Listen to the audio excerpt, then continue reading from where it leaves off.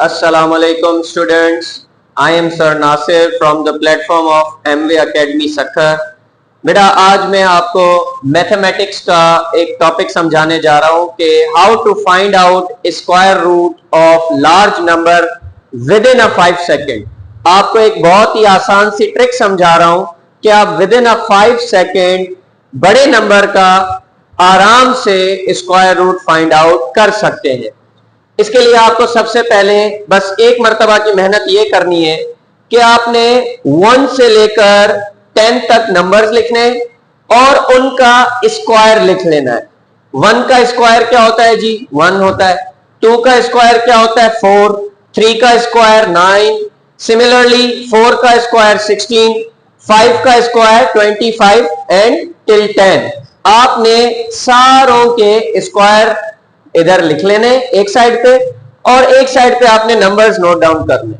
उसके बाद आपने क्या करना है कि जो सिंगल डिजिट नंबर है वो उनका स्क्वायर तो आप वैसे ही सर्कल कर लेंगे, मगर जो डबल डिजिट नंबर आ रहा है, फॉर एग्जांपल 4 का स्क्वायर 16 आ रहा है, उसके आपने लास्ट डिजिट को सर्कल कर लेना है 100 तक के। ठीक है ना? जैसे 1 को मैंने सर्कल किया, 1 का स्क्वायर 1 ही होता है।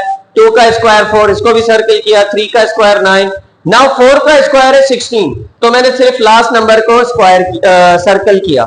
सिमिलरली 5 का स्क्वायर है 25, इसमें 5 को सर्कल किया। और 6 का है 36, इधर 6 को सर्कल किया। 49 में 9 को सर्कल किया है।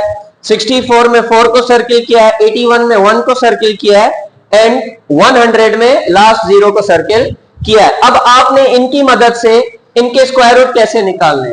आपने सबसे पहले क्या करना है, सॉल्यूशन है कि मुझे 1225 का स्क्वायर रूट फाइंड आउट करना है। Means I have to find out square root of 155।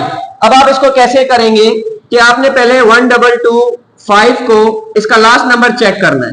देखिए लास्ट नंबर 5 है, ये किसके टेबल में आ रहा है? स्क्वायर रूट 5 के स्क्वायर में 5 मौजूद है।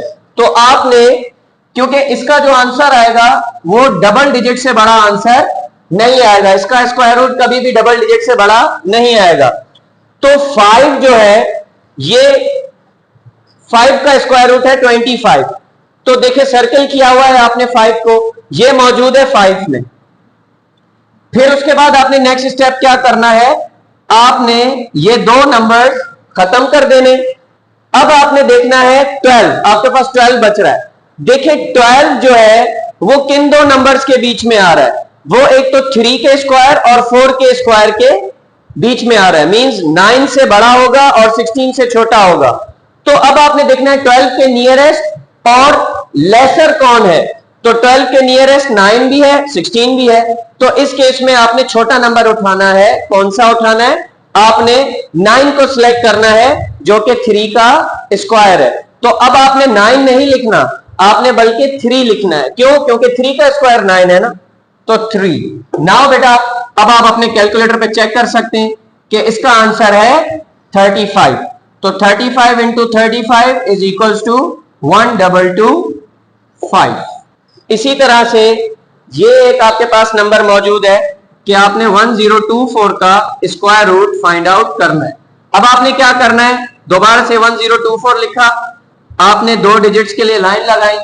लास्ट डिजिट देखें जी 4। अब 4 कौन से नंबर्स में आ रहा है? एक तो 2 में भी आ रहा है, 2 का स्क्वायर है 4। सेकंड जी आपका 4 64 8 में भी आ रहा है। ठीक है, 8 में भी आ रहा है। उसके बाद आपने क्या करने हैं, ये 2 डिजिट्स खत्म कर दिए। अब 10 देखें किन के स्क्वायर के बीच में आता है? 10 जो है जी 3 के स्क्वायर और 4 के स्क्वायर के बीच में आ रहा है। इस केस में आपने छोटा वाला नंबर 3 उठाना है।